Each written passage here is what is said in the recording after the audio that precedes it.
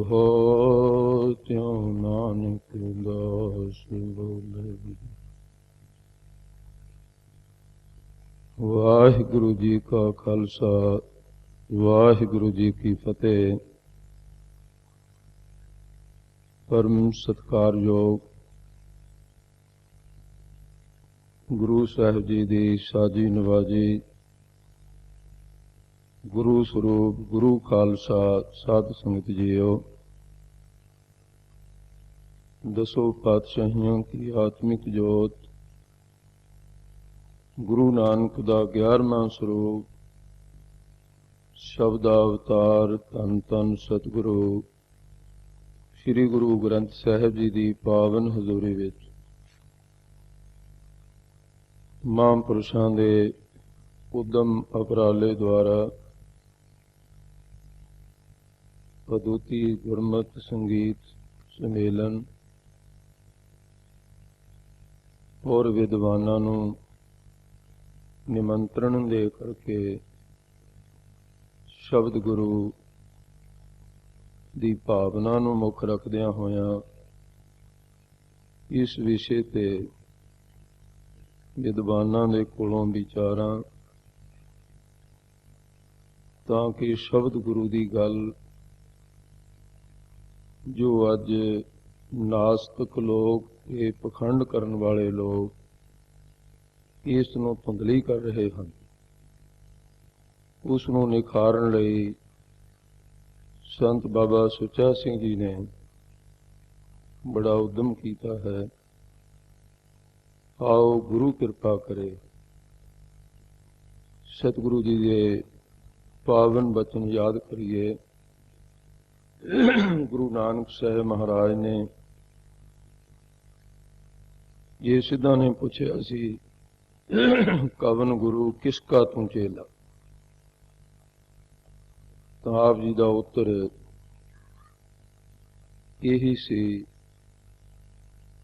ਜੋ ਅੱਜ ਮੁੱਖ ਵਿਸ਼ਾ ਰੱਖਿਆ ਗਿਆ, ਸ਼ਬਦ ਗੁਰ ਸੁਰਤ ਤੁਨ ਚੇਲਾ। ਸਤਿਗੁਰੂ ਬਖਸ਼ਿਸ਼ ਕਰਨ ਕਿ ਇਹ ਵਿਚਾਰ ਸਾਡੇ ਹਿਰਦੇ 'ਚ ਵਸ ਆਏ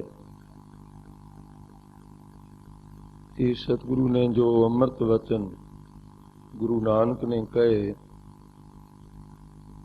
ਦਸੇ ਗੁਰੂ ਸਾਹਿਬਾਨਾਂ ਤੱਕ, ਜਿਨ੍ਹਾਂ ਗੁਰੂ ਸਾਹਿਬਾਨਾਂ ਨੇ ਬਾਣੀ ਉਚਾਰਨ ਕੀਤੀ, ਉਹਨਾਂ ਗੁਰੂ ਸਾਹਿਬਾਨਾਂ ਦੇ ਬਾਣੀ ਰੂਪ ਦੇ ਵਿੱਚ ਪ੍ਰਮਾਣ ਮਿਲਦੇ ਹਨ। ਜਿਨ੍ਹਾਂ ਗੁਰੂ ਸਾਹਿਬਾਨਾਂ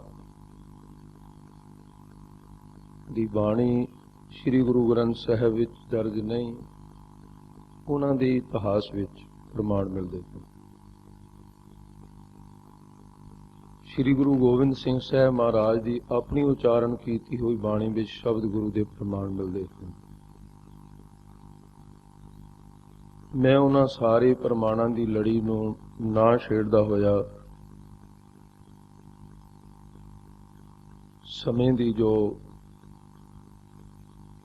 ਬੰਦਿਸ਼ ਹੈ, ਬਹੁਤ ਬੜੇ ਬੜੇ ਵਿਦਵਾਨਾਂ ਨੇ ਆਪ ਜੀ ਦੇ ਨਾਲ ਵਿਚਾਰ ਸਾਂਝੇ ਕਰਨੇ ਨੇ, ਇਸ ਲਈ ਕੇਵਲ ਗੁਰੂ ਸਾਹਿਬ ਜੀ ਦੇ ਆਪਣੇ ਉਚਾਰਨ ਕੀਤੇ ਹੋਏ ਬਚਨ, ਇਤਿਹਾਸ ਵਿੱਚ ਆਏ ਹੋਏ ਬਚਨ, ਕੁਝ ਇਹ ਰਲਮਾ ਸਿਧਾਂਤ ਇਤਿਹਾਸ ਤੇ ਗੁਰੂ ਸਾਹਿਬਾਨਾਂ ਦਾ ਸ਼ਬਦ ਗੁਰੂ ਦੇ ਪ੍ਰਥਾਏ ਜੋ ਹੈ ਬੇਨਤੀ ਕਰਨਾ ਕਿ ਕੁਝ ਲੋਕ ਜਿਹੜੇ ਕਹਿੰਦੇ ਨੇ ਕਿ ਦੇਹ ਤੋਂ ਬਿਨਾਂ ਸ਼ਬਦ ਉਤਪਤ ਨਹੀਂ ਹੋ ਸਕਦਾ, ਸ਼ਬਦ ਦੀ ਉਤਪਤੀ ਦੇਹ ਤੋਂ ਹੁੰਦੀ ਹੈ। ਦੇਹ ਦੇ ਪੁਜਾਰੀ ਲੋਕ ਕਹਿੰਦੇ ਨੇ ਕਿ ਤੁਸੀਂ ਇਸ ਦਾ ਖੰਡਨ ਕਿਵੇਂ ਕਰਦੇ। ਸ਼ਾਇਦ ਉਹਨਾਂ ਲੋਕਾਂ ਨੂੰ ਇਸ ਗੱਲ ਦਾ ਚੇਤਾ ਵਿਸਰਿਆ ਹੋਇਆ ਕਿ ਸੰਸਾਰ ਦੇ 750 ਧਰਮਾਂ ਵਿੱਚ ਜੋ 2 ਧਰਮ ਵੱਡੇ ਧਰਮ ਮੰਨੇ ਤੇ ਤੀਸਰਾ ਗੁਰੂ ਸਾਹਿਬਾਨਾਂ ਦਾ ਚਲਾਇਆ ਹੋਇਆ ਸਿੱਖ ਧਰਮ ਹੈ, ਤੇ ਉਹਨਾਂ ਦੋਨਾਂ ਧਰਮਾਂ ਵਿੱਚ ਦੋਨਾਂ ਦਾ ਹੀ ਵਿਸ਼ਵਾਸ ਸ਼ਬਦ ਤੇ ਕੁਝ ਅਜਿਹਾ ਹੈ। ਇਸਲਾਮ ਦਾ ਵਿਸ਼ਵਾਸ ਹੈ ਕਿ ਜਦੋਂ ਖੁਦਾ ਨੇ ਖਲਕਤ ਰਚੀ ਹੈ, ਸਭ ਤੋਂ ਆਦਿ ਕਾਲ ਵਿੱਚ ਇਹ ਕੁਨ ਸ਼ਬਦ ਹੋਇਆ, ਸ੍ਰਿਸ਼ਟੀ ਦੀ ਉਤਪਤੀ ਹੋ ਗਈ। ਇਸ ਦਾ ਅਰਥ ਬਣਿਆ ਕਿ ਸ਼ਬਦ ਪਹਿਲਾਂ ਹੋਇਆ ਕਿ ਦੇਹ ਬਾਅਦ ਵਿੱਚ ਬਣੀ। ਤੇ ਹਿੰਦੂ ਧਰਮ ਦਾ ਐਸਾ ਵਿਸ਼ਵਾਸ ਹੈ ਕਿ ਜਦੋਂ ਇੱਕ ਸੀ ਉਸ ਨੇ ਅਨੇਕ ਹੋਣਾ ਚਾਹਿਆ। ਏਕ ਹੂੰ ਬਹੁ ਸਿਆਮ ਪ੍ਰਜਾ ਜਾਤ, ਵੇਦ ਦੀ ਇਹ ਸੁਰਤੀ, ਜਿਸ ਦਾ ਇਹ ਭਾਵ ਹੈ ਕਿ ਮੈਂ ਇੱਕ ਤੋਂ ਅਨੇਕ ਹੋ ਜਾਵਾਂ। ਇੱਥੋਂ ਸ੍ਰਿਸ਼ਟੀ ਦੀ ਉਤਪਤੀ ਹੋ ਗਈ। ਇੱਥੋਂ ਵੀ ਇਹ ਗੱਲ ਸਾਬਤ ਹੋ ਗਈ ਕਿ ਦੇਹਾਂ ਦੇ ਬਣਨ ਤੋਂ ਪਹਿਲਾਂ ਸ਼ਬਦ ਹੋਇਆ। ਇਸਲਾਮ ਨੇ ਵੀ ਇਹ ਗੱਲ ਮੰਨ ਲਈ ਕਿ ਦੇਹਾਂ ਤੋਂ ਪਹਿਲਾਂ ਸ਼ਬਦ ਹੋਇਆ। ਇਹਨਾਂ ਗੱਲਾਂ ਨੂੰ ਭੁੱਲ ਕੇ ਉਹ ਲੋਕ ਦੇਹ ਦੇ ਪੁਜਾਰੀ ਅਗਿਆਨ ਵਿੱਚ ਆ ਕੇ ਇਸ ਗੱਲ ਦਾ ਖੰਡਨ ਕਰਦੇ ਹਨ। ਦੇਹਾਂ ਬਣੀਆਂ ਹੀ ਬਾਅਦ ਵਿੱਚ, ਪਹਿਲਾਂ ਬਣਿਆ ਹੀ ਸ਼ਬਦ ਹੈ। ਸ਼ਬਦ ਪਹਿਲਾਂ ਦੇ ਬਾਅਦ ਵਿੱਚ।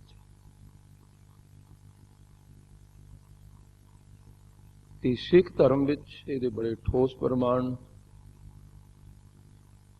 ਪ੍ਰਥਮ ਓੰਕਾਰ ਤਿਨ ਕਹਾ, ਦਸਮ ਗ੍ਰੰਥ ਵਿੱਚ ਸਤਿਗੁਰਾਂ ਦਾ ਵਚਨ। ਓੰਕਾਰ ਕੀ ਉਤਪਾਤੀ, ਸ੍ਰੀ ਗੁਰੂ ਗ੍ਰੰਥ ਸਾਹਿਬ ਜੀ ਦੇ ਬਚਨ ਕਿ ਓੰਕਾਰ ਤੋਂ ਉਤਪਤੀ ਹੋਈ। ਕੀਤਾ ਪਸਾਓ ਏਕੋ ਕਵਾਓ, ਕਿਸਤੇ ਹੋਏ ਲਖ ਦਰਿਆਓ। ਕਿ ਉਸੇ ਨੂੰ ਗੁਰੂ ਸਾਹਿਬ ਜੀ ਨੇ ਆਪਣਾ ਗੁਰੂ ਕਿਹਾ ਜੋ ਸੰਸਾਰ ਨੂੰ ਰਚਣ ਵਾਲਾ ਹੈ। ਅਪਰੰਪਰ ਪਾਰ ਬ੍ਰਹਮ ਪਰਮੇਸ਼ਰ, ਨਾਨਕ ਗੁਰ ਮਿਲਿਆ ਸੋਏ ਜੀ। ਮੈਨੂੰ ਉਹ ਗੁਰੂ ਮਿਲੇ। ਤੇ ਇਸ ਸਿਧਾਂਤ ਨੂੰ ਹੋਰ ਨਿਖਾਰ ਦਿੱਤਾ ਗੁਰੂ ਗੋਬਿੰਦ ਸਿੰਘ ਸਾਹਿਬ ਮਹਾਰਾਜ ਨੇ। ਜੇ ਗੁਰੂ ਅਰਜਨ ਸਾਹਿਬ ਮਹਾਰਾਜ ਨੂੰ ਸਿੱਖਾਂ ਨੇ ਬੇਨਤੀ ਕਰਕੇ ਪੁੱਛਿਆ, ਸ੍ਰੀ ਗੁਰੂ ਗ੍ਰੰਥ ਸਾਹਿਬ ਜੀ ਦੇ ਸਤਿਕਾਰ ਸੁਖਾਸਨ ਅਸਥਾਨ ਲਈ ਅਜੇ ਗੁਰਤਾ ਗੱਦੀ ਤੇ ਸੁਭਾਏਮਾਨ ਸ੍ਰੀ ਗੁਰੂ ਗ੍ਰੰਥ ਸਾਹਿਬ ਜੀ ਨੂੰ ਨਹੀਂ ਕੀਤਾ ਗਿਆ ਸੀ, 10ਵੇਂ ਜਾਮੇ ਵਿੱਚ ਕਰਨਾ ਸੀ। ਗੁਰੂ ਅਰਜਨ ਸਾਹਿਬ ਜੀ ਨੇ ਆਪਣੇ ਹੁੰਦਿਆਂ ਜੋ ਸ੍ਰੀ ਗੁਰੂ ਗ੍ਰੰਥ ਸਾਹਿਬ ਜੀ ਨੂੰ ਸਤਿਕਾਰ ਦਿੱਤਾ, ਉਹਦੇ ਕੁਝ ਸਬੂਤ ਹਨ, ਉਹਦੀ ਕੁਝ ਲਿਖਤ ਹੈ ਕਿ ਸਤਿਗੁਰਾਂ ਨੇ ਕਿਹਾ, ਸਤਿਗੁਰ ਕੇਰ ਸਰੀਰ ਜੋ, ਕਿ ਗੁਰੂ ਪਿਆਰਿਓ ਜਿਹੜੇ ਸਤਿਗੁਰੂ ਦਾ ਸਰੀਰ ਹੈ,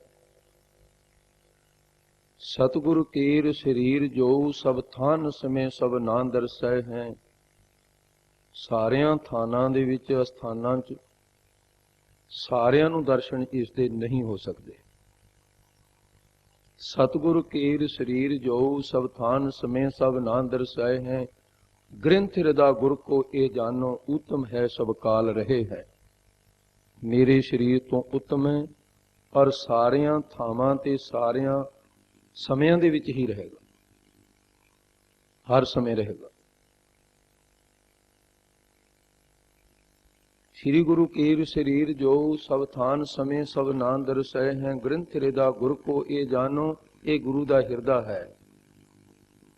ਗ੍ਰੰਥ ਹਿਰਦਾ ਗੁਰ ਕੋ ਇਹ ਜਾਨੋ, ਉਤਮ ਹੈ ਸਭ ਕਾਲ ਰਹੇ ਹੈ। ਮੇਰੇ ਸਰੀਰ ਤੇ ਜਾਤੇ ਹੈ ਦੀਰਘ।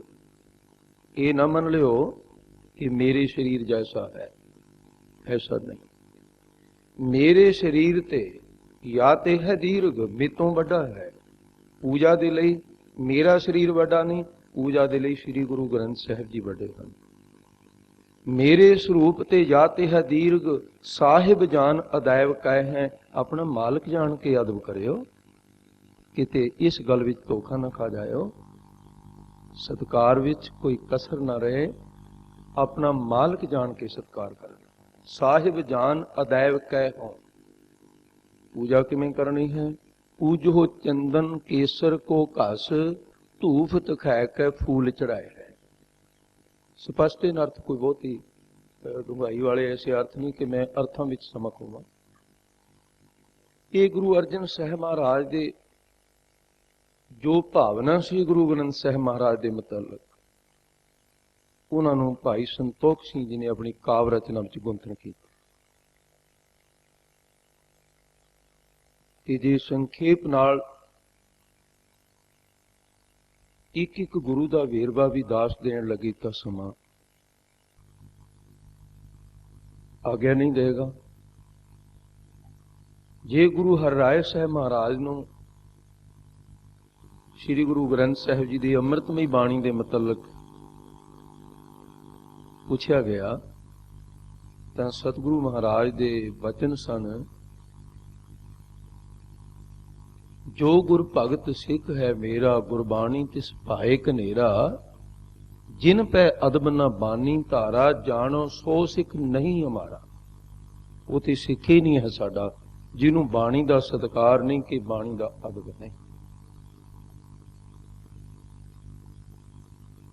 ਤੇ ਜੇ 10ਵੇਂ ਜਾਮੇ ਵਿੱਚ ਗੁਰੂ ਗੋਬਿੰਦ ਸਿੰਘ ਸਾਹਿਬ ਮਹਾਰਾਜ ਨੂੰ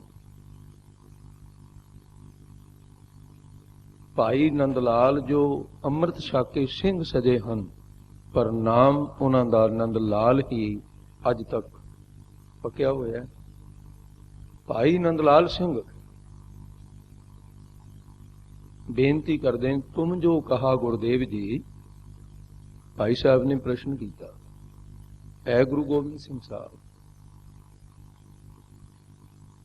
ਜਦੋਂ ਜਦੋਂ ਮੇਰੇ ਮਨ ਵਿੱਚ ਕੋਈ ਸੰਸਾ ਫੁਰਦਾ ਹੈ, ਮੈਂ ਹਜ਼ੂਰ ਨੂੰ ਬੇਨਤੀ ਕਰਦਾ, ਮੇਰੇ ਮਨ ਵਿੱਚ ਕੁਝ ਪੁੱਛਣ ਦੀ ਕਾਂਖਾ ਹੈ। ਅੱਜ ਸਤਿਗੁਰੂ ਬਖਸ਼ਿਸ਼ ਕਰ ਦਿਓ,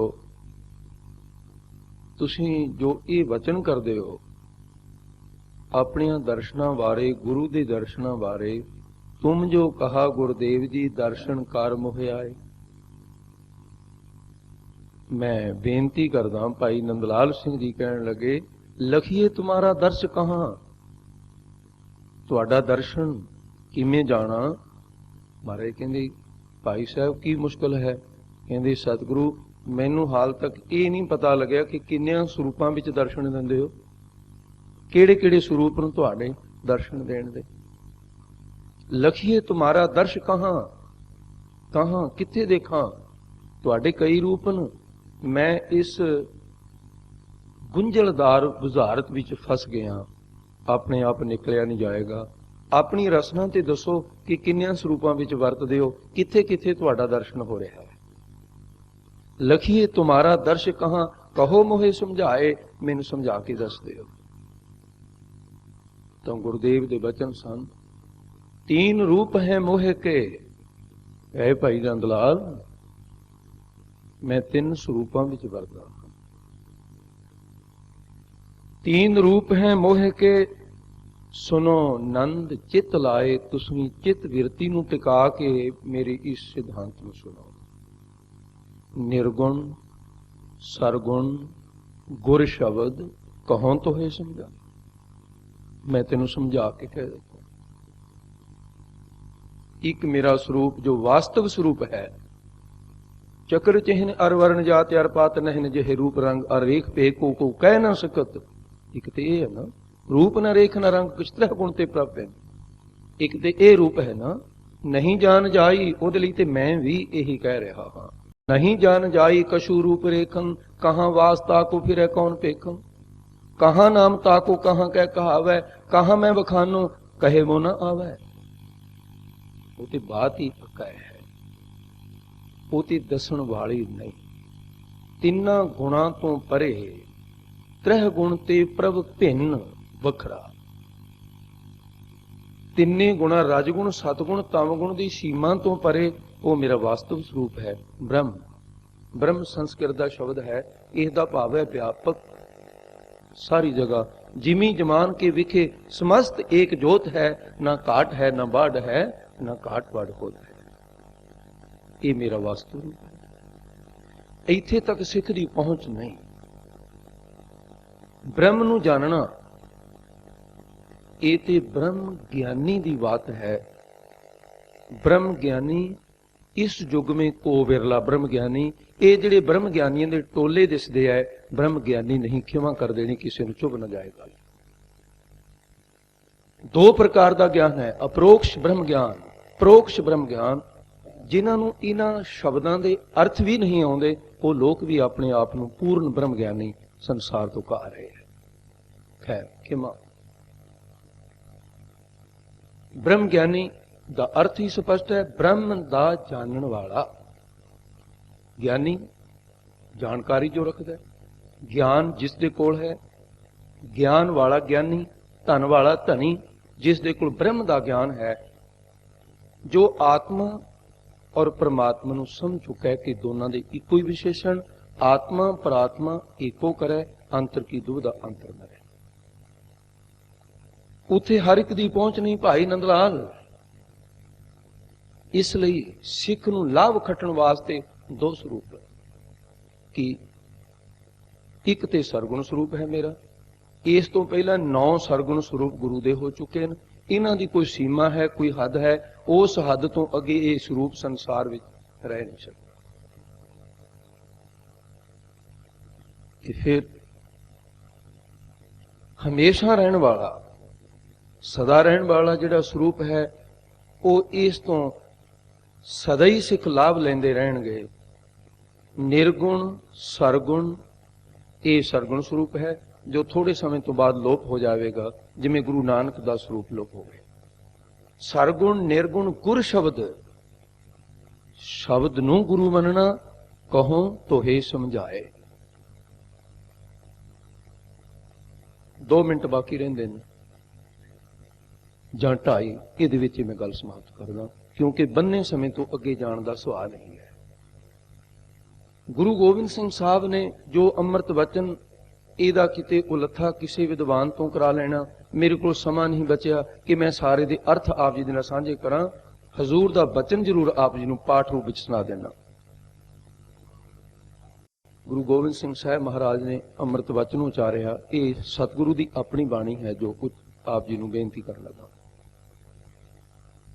आपन पौ श्री खालसहे सौंपा, दुती रूप सतगुरु ग्रंथा, बोलन सतगुरु शब्द संभाखन, नाम गोविंद कीर्तन संथा, गुणन बाद फुन सिफत सलाहन, उठत बैठत सैन करंथा, पावन पंथ खाल सह प्रगट्यो, 4 वर्ण आश्रम शुभ पंथा, इनके दर्श सतगुरु को दर्शन। गुरसिखा अंदर सतगुरु वर्त है, इनके दर्श सतगुरु को दर्शन, बोलन गुरु शब्द गुरु ग्रंथा।